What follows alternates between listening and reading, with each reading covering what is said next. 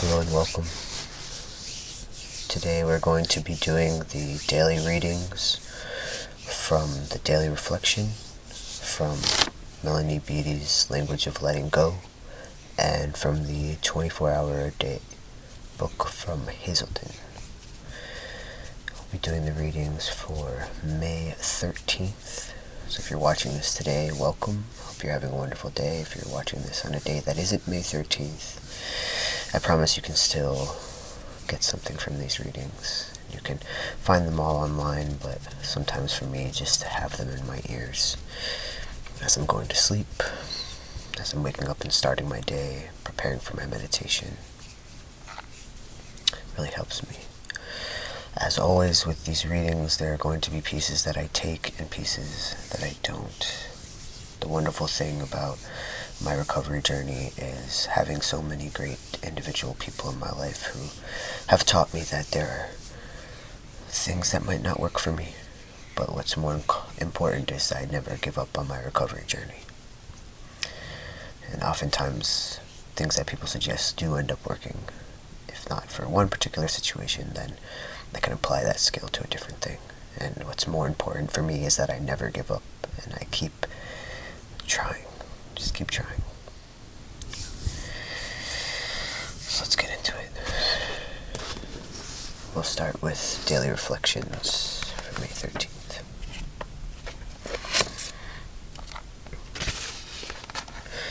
The easier, softer way. If we skip this vital step, we may not overcome drinking. That's from Alcoholics Anonymous, page 72 of the Big Book. The Big Book of Alcoholics Anonymous. It is blue. If you ever see this nondiscrete text, you know that it has saved a lot of lives and restored a lot of families. I certainly didn't leap at the opportunity to face who I was, especially when the pains of my drinking days hung over me like a dark cloud. But I soon heard at the meetings about the fellow member who just didn't want to take step 5 and kept coming back to meetings, trembling from the horrors of reliving his past. The easier, softer way is to take these steps to freedom from our fatal disease and to put our faith in the fellowship and our higher power. Put our faith in the fellowship and our higher power. Faith in the fellowship and our higher power. It's May, so it's step 5 month. To do step 5, you have to have done step 4. The dreaded step 4. The step that I'm on. I will literally start a YouTube ASMR recovery channel rather than write my 4th step. I'm mostly kidding about that. I've been wanting to do this for a while.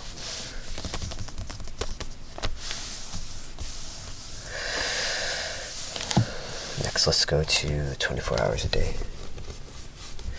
So here's May 13th stuff for today from 24 hours. The AA thought for the day. In AA we find fellowship and release and strength. And having found these things, the real reasons for our drinking are taken away. Then drinking has no more justification in our minds. We no longer need to fight against drink. Drink just naturally leaves us. At first we are sorry that we can't drink, but we get so that we are glad we don't have to drink. Am I glad that I don't have to drink? Okay, the meditation for the day, which I've discovered these are 3 very distinct sections. They don't often have the overlap that I think they're going to. There's no real red thread here. Meditation for the day. Try never to judge. The human mind is so delicate and so complex that only its maker, capital M, can know it wholly. Each mind is so different, actuated by such different motives, controlled by such different circumstances, influenced by such different sufferings. You cannot know all the influences that have gone to make up a personality. Therefore, it is impossible for you to judge wholly that personality. But God knows that person wholly, and He can change it. Leave to God the unraveling of the puzzles of personality, and leave it to God to teach you the proper understanding.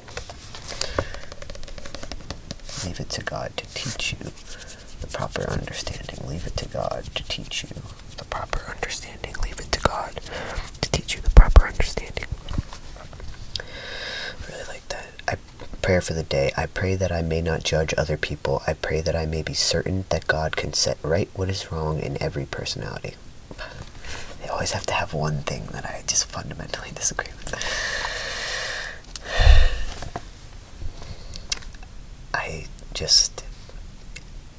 The meditation for the day very clearly states that you do not understand what causes a person to be who they are, right? So we can't understand what they went through that caused them to maybe have certain character defects, to use the language of the steps. So just to use the language, I pray that I may be certain that God can set right what is wrong. It's like maybe something isn't wrong, maybe it's maladaptive, maybe it's a character defect that you can learn to cope with through the steps and through community and fellowship and obviously being sober, being on that recovery journey. But it just seems to be always one thing in this reading that I'm like, okay, whatever. I guess what I'm saying is, for me, I find that there are things I struggle with. There are things about my personality or my coping skills and strategies that I wish were different, but I can't say that they're wrong, because they were right for something. They served some purpose. And actually, the Four Agreements teaches me that nothing is personal. So if someone reacts to something in a way I don't understand, it might genuinely be that I just don't understand what happened to them and what would cause them to feel that way. And Stoicism tells us that, that no one is wrong, really. That people are not bad. That people are doing their best. That everyone is doing their best. Right? And so we speak with good purpose about them. We don't judge them, like this reading implies. We don't judge them because we don't understand them. You don't know. You do not know what you don't know. You don't know what you don't know. And it's hard. I've certainly been put in the limelight by folks that I felt had nothing but destructive motives, but I'm quite certain there are things about their lived experiences that I don't know, could never understand, and unfortunately wasn't put in a position to be able to facilitate meaningful discourse and conversation with those individuals that would get me to a place where I could, in fact, fully empathize with them as humans. But the choices that I make on my path to recovery, the choices that I'm making, I'm really hoping to be a part of the solution and not a part of the problem. So I hope I never shut the door to discourse, to dialogue, and to something that would help someone else understand me. And I'm sure I have. I'm sure I have many times. Okay. Language of Letting Go. This is from Melanie Beattie. She also wrote Codependent No More, and I believe Codependent No More is the basic text for CODA, Codependence Anonymous. I could be wrong. If you know about that, if you are in CODA, you have thoughts, please share those. This is for May 13th. Property lines. Okay, alright, Melanie, what are you going to do? Okay, property lines. A helpful tool in our recovery, especially in the behavior we call detachment, is learning to identify who owns what. Then we let each person own and possess his or her rightful property. If another person has an addiction, a problem, a feeling, or a self-defeating behavior, that is their property, not ours. If someone is a martyr, immersed in negativity, controlling, or manipulative, that is their issue, not ours. If someone has acted and experienced a particular consequence, both the behavior and the consequence belong to that person. If someone is in denial or cannot think clearly on a particular issue, that confusion belongs to him or her or them. If someone has a limited and impaired ability to love or care, that is their property, not ours. If someone has no approval or nurturing to give away, that is that person's property.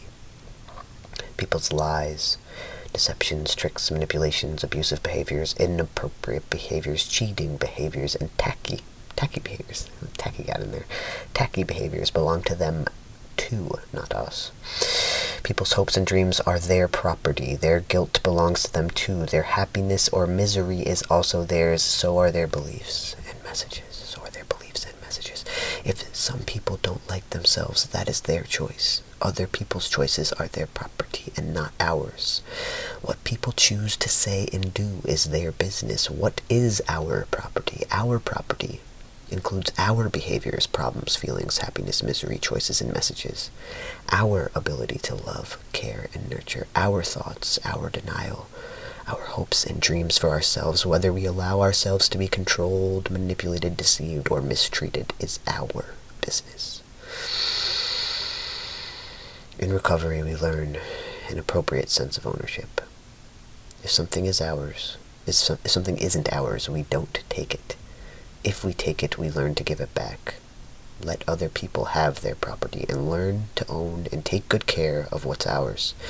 Today I will work at developing a clear sense of what belongs to me and what doesn't. If it's not mine, I won't keep it. I will deal with myself, my issues, and my responsibilities. I will take my hands off what is not mine.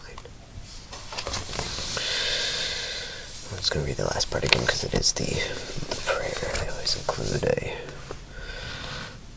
italicized prayer. Today I will work at developing a clear sense of what belongs to me and what doesn't. If it's not mine, I won't keep it. I will deal with myself, my issues, and my responsibilities. I will take my hands off what is not mine.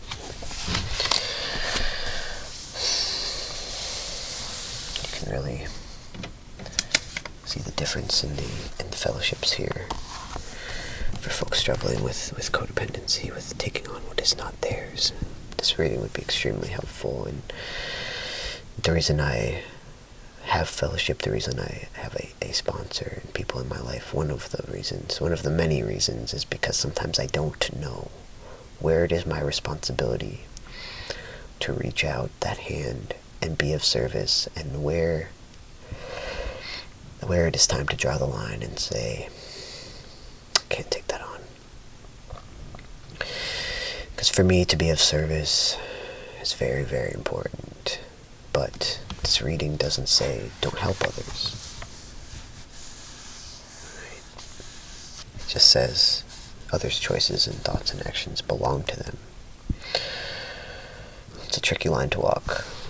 Definitely something to continue to think about for me. If you have thoughts on that, please leave them in the comments. Not so much for the algorithm, but because I am interested in having a continued dialogue and learning from others. I'm always interested in learning from others. That's one of the key things for me that keeps me on my recovery journey. I'm always interested in learning from others. That's why I read these texts. That's why I don't just journal. I read these texts.